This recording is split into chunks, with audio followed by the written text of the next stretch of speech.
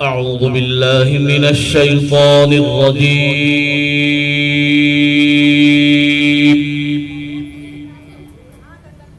بسم الله الرحمن الرحيم.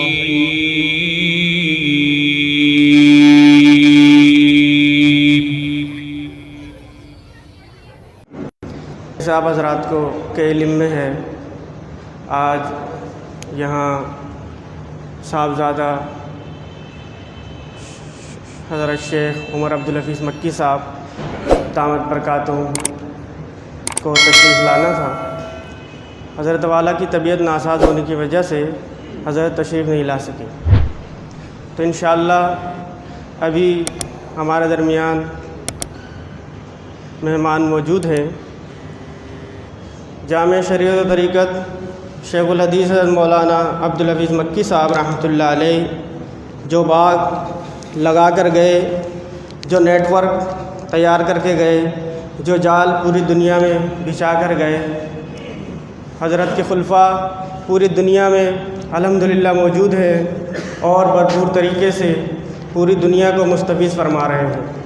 پاکستان میں حضرت مکی صاحب رحمۃ اللہ علیہ کے خلفاء کی ایک بڑی تعداد موجود ہے جو مختلف مقامات پر اپنے اپنے خانقاہوں میں بھرپور طریقے سے کام کر رہے ہیں۔ حضرت شیخ مکی صاحب رحمۃ اللہ علیہ جو باغ لگا کر گئے، جو پودوں کے شکل میں پھول کے شکل میں اس وقت موجود تھے، آج وہ پودے وہ پھول تناور درخت کی شکل اختیار کر چکی ہے اور یہ درختیں پوری دنیا کو مستفیض فرما رہی ہیں۔ انہی میں سے ایک شخصیت اس وقت ہمارے درمیان موجود ہے، میری مراد حضرت مولانا مفتی عبدالحلیم صاحب جو محمد مسجد کے خطیب بھی ہیں اور حضرت شیخ مکی صاحب رحمۃ اللہ علیہ کے خلیفہ مجاز بھی ہیں، اور حضرت شیخ مکی صاحب رحمۃ اللہ علیہ کے سفر و حضر کے ساتھی حضرت مولانا رحمۃ اللہ صاحب دامت برکاتہم جو جب بھی حضرت شیخ مکی صاحب رحمۃ اللہ علیہ پاکستان تشریف لاتے ہمیشہ حضرت کے ساتھ رہتے تھے اور حضرت خدمت میں رہتے تھے۔ ان کے برادر صغیر بھی ہیں، یہ بھی ہمارے لیے بڑی سعادت مندی ہے۔ میں حضرت مفتی صاحب دامت برکاتہم سے گزارش کروں گا آپ کرسی پر تشریف لائیں اور ہمیں اپنے ملفوظات سے مستفیض فرمائیں۔ الحمدللہ وحدہ والصلاة والسلام علی من لا نبی بعد۔ اللہ اس نعمت کی ہم جتنا بھی شکر ادا کریں گے وہ کم ہے۔ اس نعمت کی ہم جتنی بھی شکر ادا کریں گے وہ کم ہیں۔ یہ نعمت یہ ہر شخص کو نہیں ملتے ہیں۔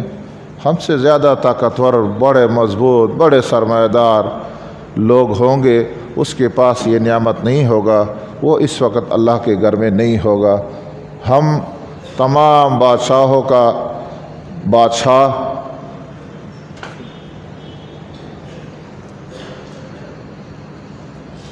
اس کے گھر میں ہم بیٹے ہیں، تو یہ بہت بڑی سعادت مندی ہے۔ محترم سامعین کرام، شیطان کی سب سے پہلے کوشش یہ ہو کہ کوئی شخص مسلمان نہ ہو اور وہ کفر حالت میں مردار ہو جائے، یہ شیطان کی اول کوشش ہوتی ہے۔ اور مسلمانوں پر پھر یہ کوشش شیطان کی ہوتی ہے جب وہ اسلام کے دائرے میں آ جائے اور وہ اللہ تبارک و تعالیٰ اس نعمت سے اس کو نوازے کہ وہ مسلمان ہو جائے، پھر شیطان کی کوشش یہ ہوتی ہے کہ بھائی نماز نہیں پڑھو، بس ہو گیا نا مسلمان، بس کافی ہے، کلمہ پڑھ لیا مسلمان ہو گیا، اب کیا ہے، صحیح ہے، اتنا ہی کافی ہے۔ اور جب نماز شروع کرتا ہے تو پھر اس کے بعد پھر اس کو روکتا ہے کہ بھائی گھر میں نماز پڑھو، اللہ غفور رحیم ہے، اللہ غفور رحیم ہے، بڑا اچھا دلیل دیتا ہے، اللہ غفور رحیم ہے، گھر میں نماز پڑھو، اللہ قبول کرے گا، ضرورت نہیں ہے مسجد کا، نہیں جاؤ مسجد۔ لیکن یہ دلیل ہمارے ذہن میں نہیں آتا ہے، نہ وہ شیطان یہ دلیل بتاتا ہے کہ اللہ تبارک و تعالیٰ خیر الرازقین بھی۔ کیوں جاب کرتے ہو، بزنس کیوں کرتے ہو، کیوں نوکری مزدوری کرتے ہو؟ رزق تو اللہ تبارک و تعالیٰ بغیر مزدوری کی بھی دے سکتے، بغیر مزدوری کی، بغیر بزنس کے اللہ تبارک و تعالی رزق دینے پر قادر ہے. اب کیوں کرتے ہو رزق کے لیے کیوں بھاگ دوڑ کرتے ہو؟ یہ شیطان کی یہ کوشش ہوتی ہے کہ بھائی آپ نماز پڑھو، گھر میں پڑھو، مسجد نہیں جاؤ، یہاں 10 منٹ میں 5. اور ہمارا ویسے بھی نماز ایسی ہوتی ہے، بس میں 2 منٹ میں نماز فارغ کر کے آ جاتا ہوں، بس 2 منٹ میں. ہمارا ہر کام کے لیے بہت ٹائم ہے، لیکن جب نماز کا ٹائم آتا ہے تو بس 2 منٹ میں نماز فارغ کر کے آتا ہوں. ایسی ہے. اور جب وہ مسجد آتا ہے نماز کے لیے تو دیکھتا ہے اگر یہاں حضرت والا مولانا جاوید الرحمان صاحب موجود ہے تو بڑے آرام سے، بڑے خشوع خضوع کے ساتھ آرام سکون سے نماز پڑھے گا. اگر وہ کہیں نظر نہیں آیا تو بس 10 منٹ میں 5 منٹ میں اپنا نماز فارغ کیا اور چلا گیا. پھر ہمارا نماز ایسے ہوتا ہے جس کو کہتے ہیں ریا، دکھلاوا. یہ خانقاہی جو سلسلہ ہے یہ اس لیے ہے کہ آپ کے دل کا اصلاح ہو، آپ کا نماز اللہ کے لیے ہو، آپ کا روزہ اللہ کے لیے ہو، آپ کا قرآن کی تلاوت اللہ کے لیے ہو، آپ کی زکوٰۃ اور آپ کی خیرات اللہ کے لیے ہو، کسی کے لیے نہیں ہو.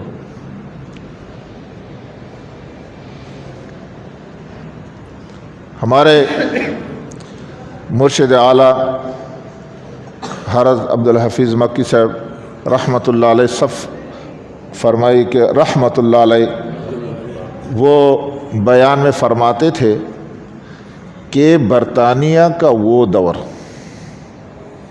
کہ پوری دنیا پہ حکومت تھی، یہاں تک کہ امریکہ کی کچھ ریاستیں برطانیہ کے ساتھ تھیں.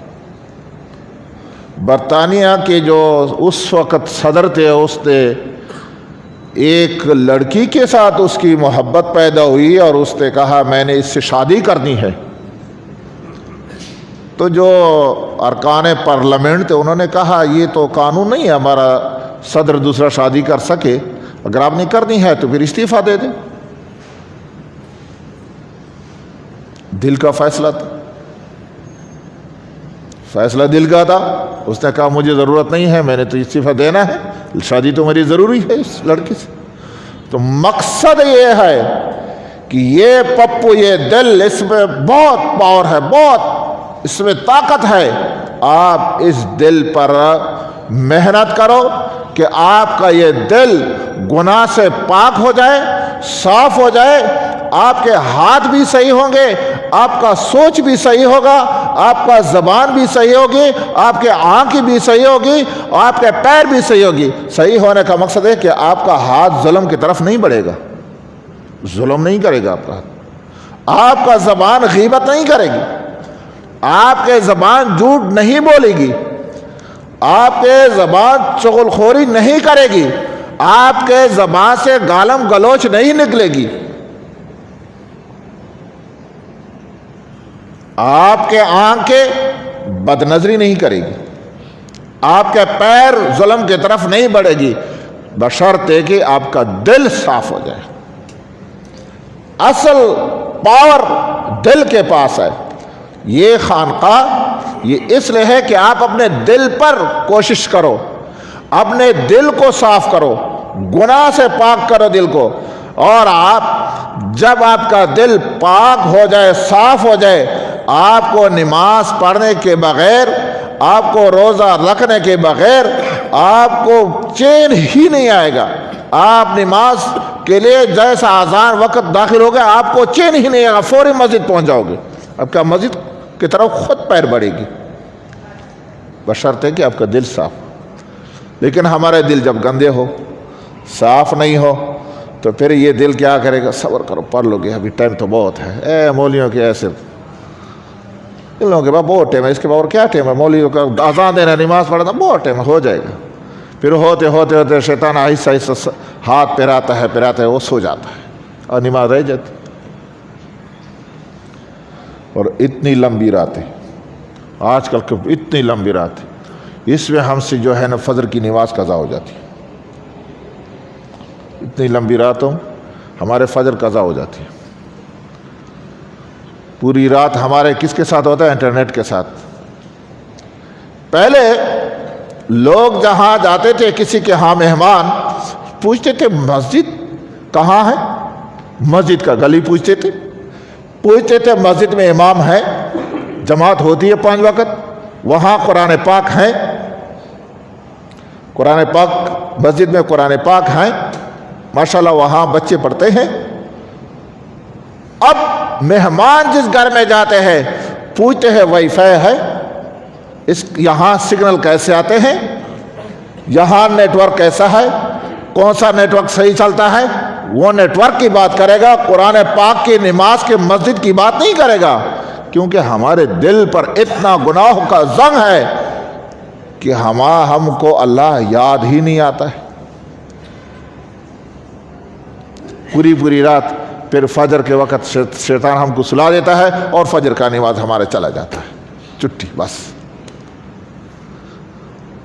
بخاری شریف کی روایت ہے کہ جو شخص فجر کی نماز کے لیے نہ اٹھے،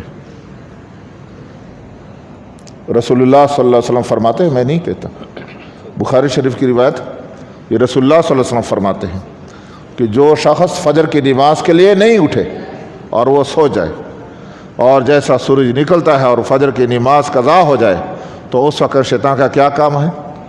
تو وہ شیطان اس کے کانوں میں پیشاب کرتا ہے، اس کے ناک میں پیشاب کرتا ہے، اس کے منہ میں پیشاب کرتا ہے، پھر وہ پورا دن وہ چاٹتا رہتا ہے۔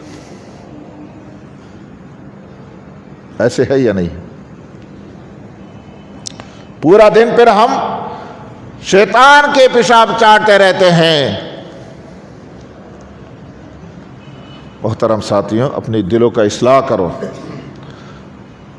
آپ لوگ یہاں تھوڑی دیر کے لیے جو آتے ہو، اس کا مقصد یہ نہیں ہے کہ ابھی یہاں ایک ہفتے میں 1 دفعہ ذکر ہے ختم ہے۔ اس ذکر کو مستقل اپنے گھر میں روزانہ مستقل اپنے گھر میں اپنا ذکر کا حلقہ بنایا کرو، اپنا تلاوت کو مستقل گھر میں کرو، درود شریف مستقل پڑھا کرو گھر میں۔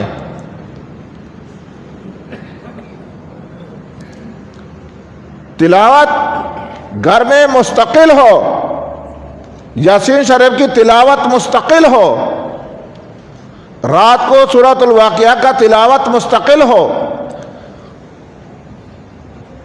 نماز کی پابندی ہو جماعت کے ساتھ۔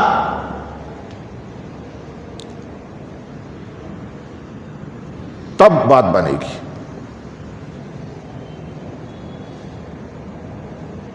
میں بات ختم کرنا چاہتا ہوں۔ رسول اللہ صلی اللہ علیہ وسلم نے فرمایا، لِكُلِّ شَيْءٍ سِقَالَةٌ، ہر چیز کی صفائی کے لیے ایک آلہ ہوتا ہے، ایک ریگمال ہوتا ہے، ایک سوان ہوتا ہے کہ جس سے وہ پاک صاف ہوتا ہے۔ ہمارے مرشد اس کو اسی طرح بیان فرماتے تھے کہ جیسا آپ کا کسی دیوار کے ساتھ یا زمین پہ آپ کے ہاتھ لگ گئے اور وہ تھوڑا سا گرد و غبار آپ کے ہاتھوں کو لگا تو پھر آپ نے پانی ڈالا اور وہ صاف ہو گیا، تو اس کا آلہ کیا ہے؟ پانی ہے۔ اسی طرح آپ کے ہاتھوں کو چکناہٹ لگی، وہ پھر جو ہے نا پانی سے نہیں جائے گا، اس کے لیے صابن کی ضرورت ہے، اس کو تھوڑا سا صابن لگاؤ، پانی ڈالو تو صاف ہو جائے گا، اس کے لیے پھر الگ آلہ ہے۔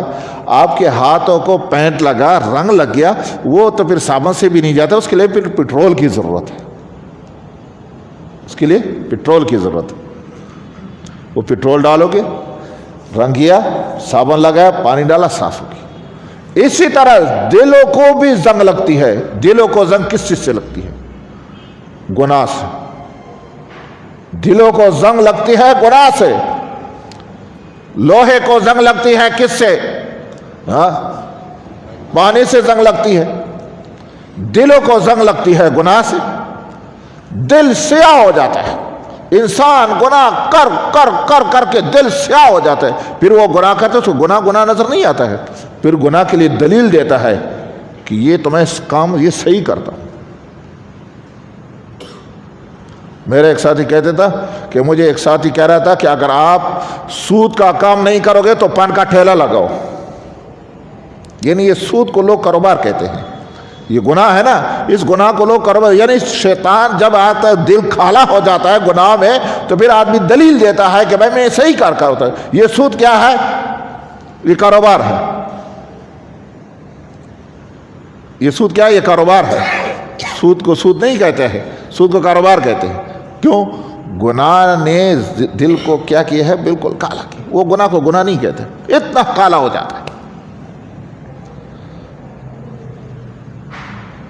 جیسا کہ شہر میں کوڑا کرکٹ جمع ہو جاتا ہے تو اس سے کیا ہوتا ہے؟ شہر میں وبائیں پھیل جاتی ہیں، بیماریاں پھیل جاتی ہیں، خرابیاں پھیل جاتی ہے.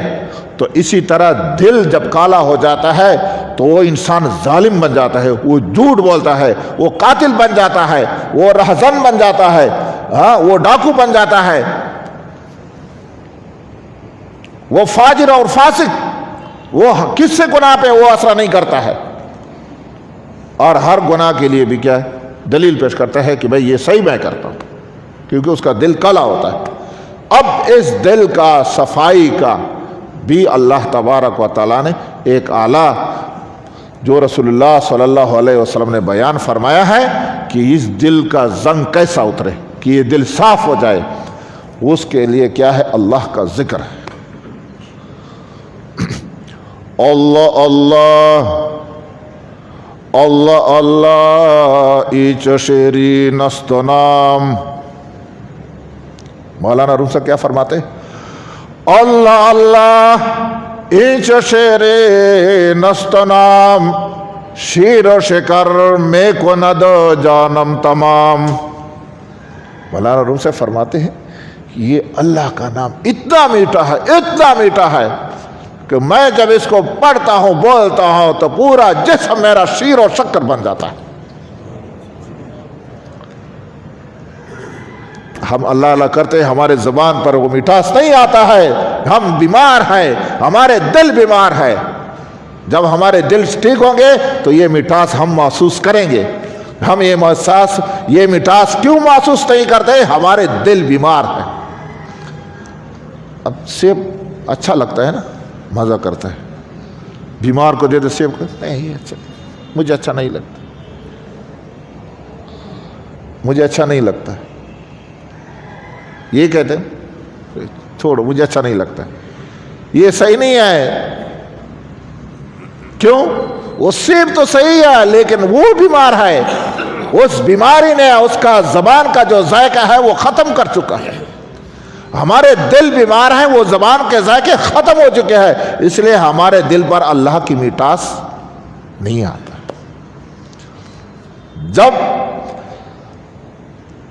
اللہ کا مٹھاس ہمارے دل پر آ جائے، جب ہمارے دل صاف ہو جائے، صحیح ہو جائے، تو پھر ہمارے زبانوں پر اللہ کا جو نام کا مٹھاس ہے وہ بھی آ جائے گا. مولانا روم صاحب ایک دفعہ گھر آئے، اللہ گھر والی کو بتاتا ہے کہ ہے کچھ گھر میں کھانے پینے کا کچھ ہے؟ اس نے کہا نہیں ہے. او خوشی سے اچھلنے لگا. وہ بیوی نے کہا یہ کیا سے بات کر رہے ہیں، تم خوشی سے اچھلنے لگا، گھر میں کچھ نہیں ہے تم خوش ہو رہے ہو، غم کے دن ہے، پریشانی والے دن ہے، آپ خوش ہو رہے ہیں. اس نے کہا میں خوش اس لیے ہو رہا ہوں کہ میری کون سی نیکی ہے جس سے اللہ مجھ سے آج راضی ہوا ہے کہ میرے گھر کے مشابہت اللہ تبارک و تعالیٰ نے رسول اللہ صلی اللہ علیہ وسلم کے گھر کے ساتھ دیا. رسول اللہ صلی اللہ علیہ وسلم گھر آتے تھے، عائشہ رضی اللہ تعالیٰ عنہ سے پوچھتے تھے کہ گھر میں کچھ ہے، تو عائشہ رضی اللہ تعالیٰ فرماتی تھی کہ نہیں کچھ نہیں. میں حیران ہوں اور ہمارے پاس کچھ نہ ہو. یا اللہ میں مل گیا آپ کو، یا اللہ میں مل گیا، کوئی نہیں تھا، یہ کہا سارا میرے پاس آ گیا، یہ بھوک افلاس میرے پاس آ گیا. یہ کیوں ہم کہتے ہیں؟ ہمارے دل صاف نہیں ہے، ہمارے دل بیمار ہے. ہم کو کیا کہنا چاہیے؟ الحمدللہ، الحمدللہ، یا اللہ آپ نے ہم کو یاد کیا ہے، ہمارے گھر کے مشابہات رسول اللہ صلی اللہ علیہ وسلم کے گھر کے ساتھ دی، سید الکونین کے گھر کے ساتھ ہمارے گھر کے مشابہات دیا. الحمدللہ، اللہم لک الحمد کما انت اہلہ. ہم کو تو شکر ادا کرنا چاہیے، لیکن دل چونکہ بیمار ہے.